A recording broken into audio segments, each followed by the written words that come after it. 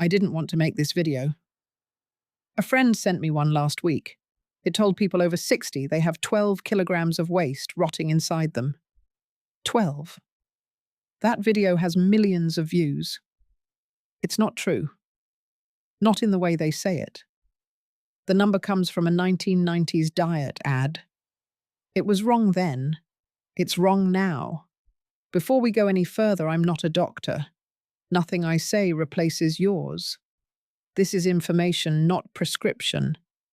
But the reason your gut feels heavy after 60 is real. And there is one quiet habit that helps. It costs nothing. Almost no channel will tell you about it. The 12-kilo number has a real origin, and it isn't science. In the 1990s, a diet program ran a marketing campaign claiming an impacted waist sat inside everyone, and the only solution was their cleanse product. The claim was repeated for 30 years. It was never supported by autopsy data. The colon physically cannot hold that amount. Most healthy adults carry between half a kilo and 1 kilo of stool at any moment. That is the actual number. So what is real? After 60, your gut does slow, but not the way the videos describe. It is not waste building up in layers. It is something more subtle. Your body has a built-in housekeeping system. Waves of muscle contractions sweep through your digestive tract at regular intervals. They clear stragglers, leftover food, drifting bacteria, debris your last meal didn't fully digest. For most seniors, that system isn't broken. It's interrupted, every day, by something almost everyone does without realizing. I'll tell you what interrupts it in a moment, and I'll show you the 4-hour habit that switches it back on. It's the closest thing to a real cleanse that actual gut science supports. The cleanse industry quietly avoids talking about it, because there's nothing to sell, no powder, no tonic.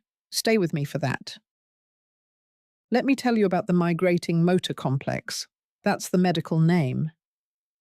Researchers in the late 1970s noticed something strange.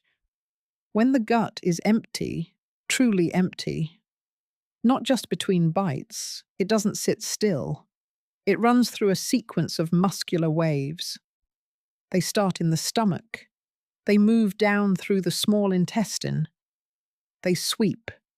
They clear food particles, bacteria, anything left behind.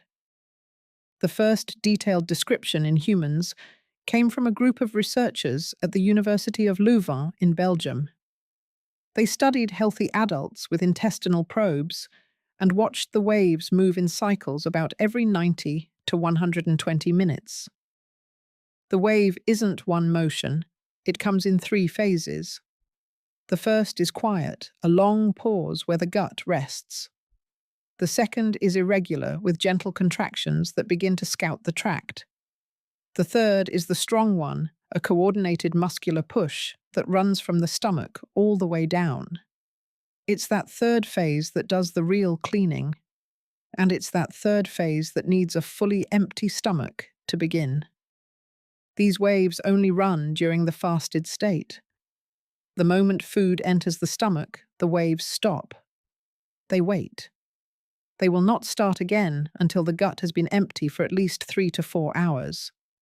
Later research, including a review in the journal Gastroenterology and Motility, showed that after 60, the wave runs less often and less powerfully.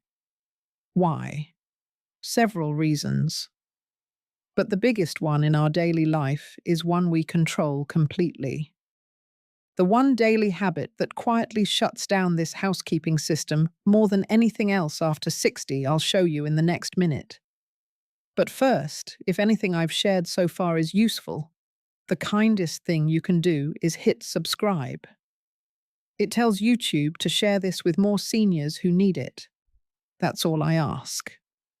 A small click that helps another grandparent find this video. The habit that interrupts your gut's housekeeping wave is snacking. Not big snacks, small ones, a few crackers, a handful of nuts, a glass of juice, anything with calories. The moment food touches your stomach, the wave stops. It will not restart for at least 3 to 4 hours.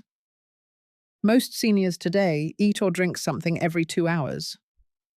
Coffee with cream in the morning, a biscuit at 10, lunch at 12, tea with sugar at 3, a small snack at 5, dinner at 7, maybe a late piece of fruit at 9.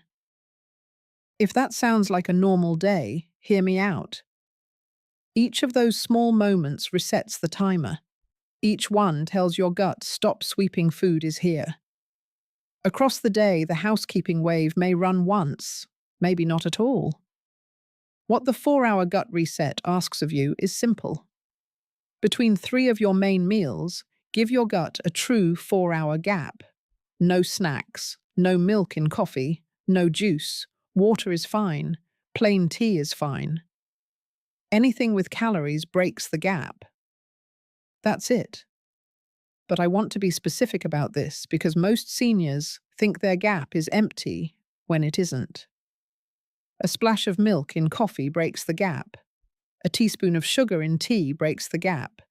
A herbal tea sweetened with honey breaks the gap. Even a sugar-free mint or hard candy can break it because the sweet taste alone triggers a small insulin response. Plain water, plain tea, no honey, no milk, plain black coffee, no cream.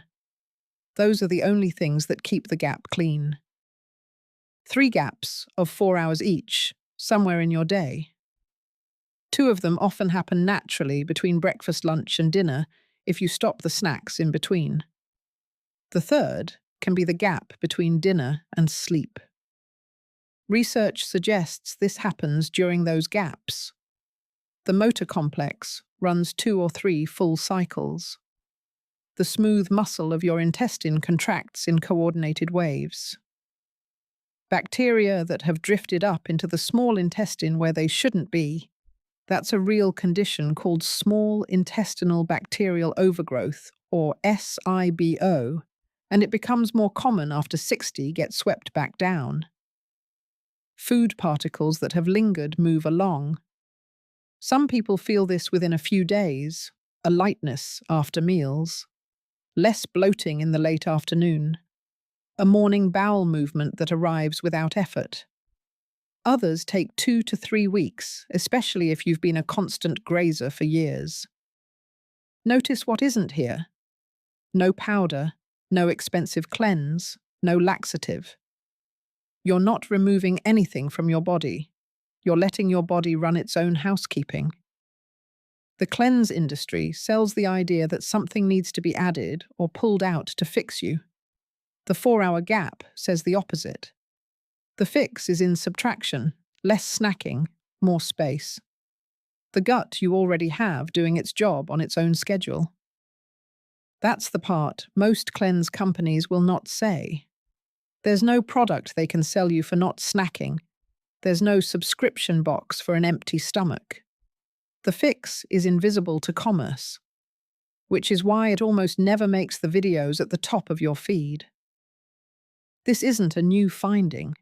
The motor complex has been studied for nearly 50 years. What is new is how clearly we now understand that constant snacking, a habit that crept into senior diets over the last 2 generations, is one of the biggest reasons our guts feel heavier than our parents did at the same age. Let me show you what I mean with a picture. Most cleanse videos describe your colon like a pipe under a kitchen sink. Waste builds up on the walls, goo accumulates, things stop flowing. The fix, they say, is to flush it out. But your colon isn't a pipe.